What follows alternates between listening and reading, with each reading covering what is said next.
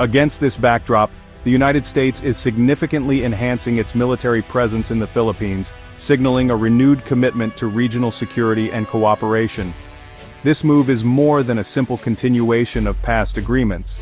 It represents a substantial deepening of security ties between the two countries. Both nations are motivated by shared concerns over regional stability, freedom of navigation, and the need to deter potential aggression. Since President Ferdinand Marcos Jr. assumed office, Manila has taken decisive steps to strengthen its defense partnership with Washington, marking a clear pivot away from the previous administration's pro-China stance. This shift reflects a broader recognition of the strategic value of the U.S.-Philippine alliance. As a result, cooperation has expanded, granting the U.S. greater access to key Philippine military sites and paving the way for new defense infrastructure projects that will benefit both nations. For Washington, the Philippines is a linchpin in its strategy to ensure a free and open Indo-Pacific, providing a critical foothold for projecting power and supporting allies throughout the region. Meanwhile, Manila views the alliance as an essential counterbalance to China's growing assertiveness in the South China Sea, where territorial disputes and military tensions continue to escalate. High-level diplomatic agreements and increasingly complex joint military exercises have improved interoperability, readiness, and trust between the two armed forces, laying the groundwork for a more resilient partnership. The scale of U.S. commitment is unmistakable, marking the most significant defense investment in the Philippines since the Cold War era, and signaling to the world that both countries are prepared to meet new challenges together. In 2023, the number of Philippine bases accessible to U.S. forces increased, providing a strategic footprint for quicker deployment, rapid response to crises, and enhanced regional deterrence. This revitalized alliance is now focused on building capacity through joint training, intelligence sharing, and coordinated operations, modernizing the armed forces of the Philippines with advanced equipment, technology transfers, and improved logistics, and enhancing its overall defense posture to better protect its sovereignty and contribute to regional peace and stability. The strategic locations of new military facilities in the Philippines are no coincidence. Their placement is the result of careful planning, reflecting both historical ties and current security needs. These sites are chosen not just for their geography, but for their ability to project power and provide rapid response in times of crisis.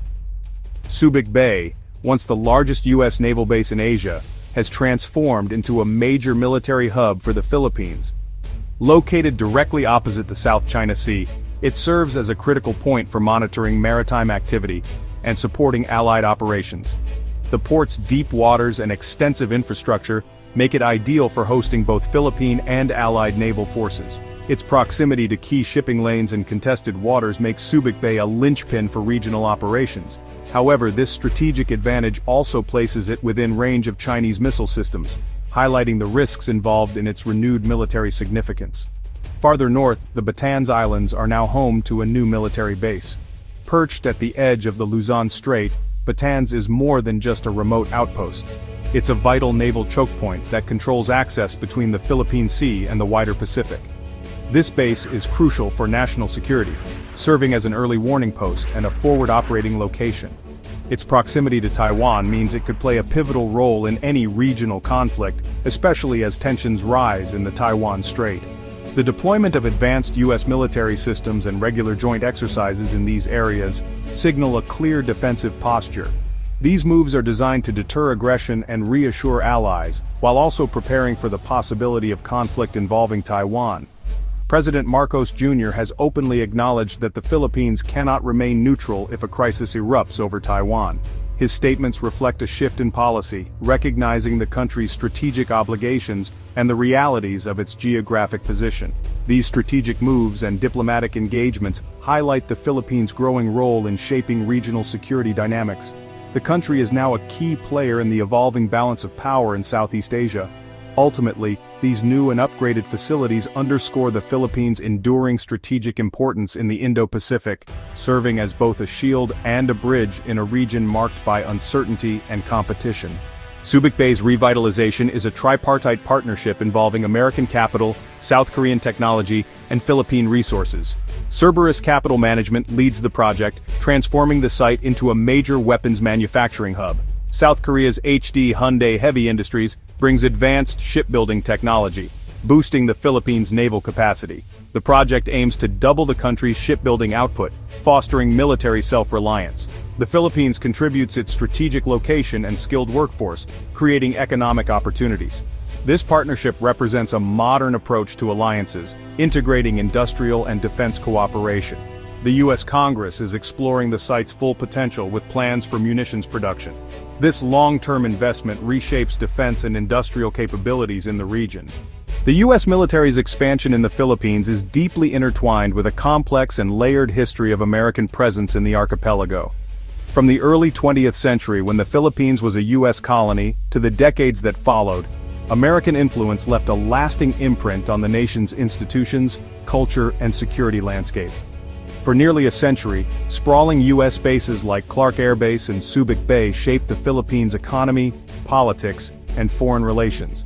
These installations brought jobs and commerce, but also introduced new social dynamics and sometimes tensions with local communities.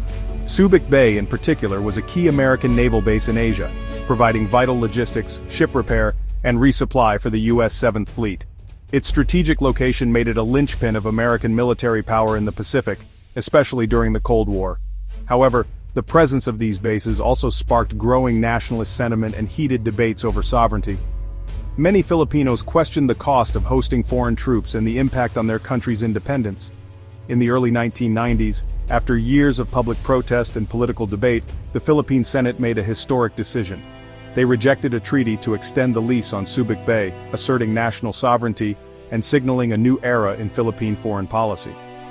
Today, the current U.S. presence under the Enhanced Defense Cooperation Agreement is designed to respect Philippine sovereignty.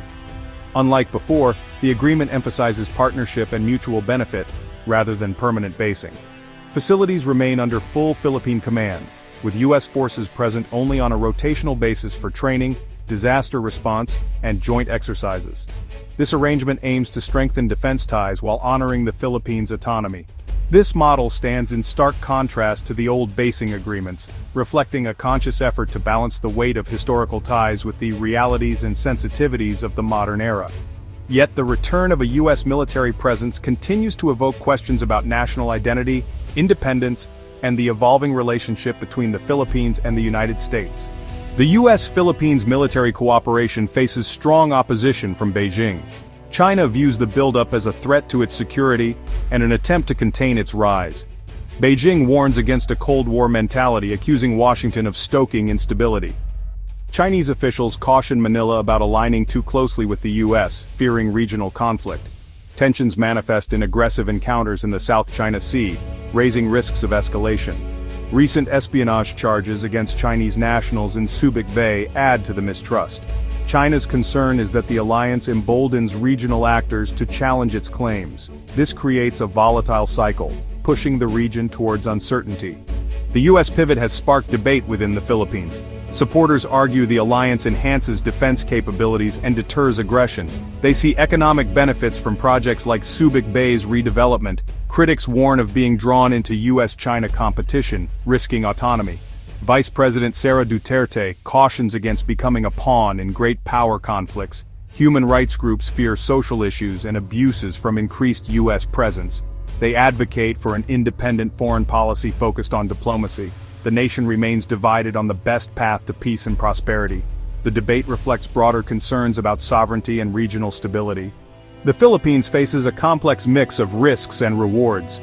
The goal is to enhance security without provoking conflict. A stronger defense posture aims to deter aggression and reinforce international order.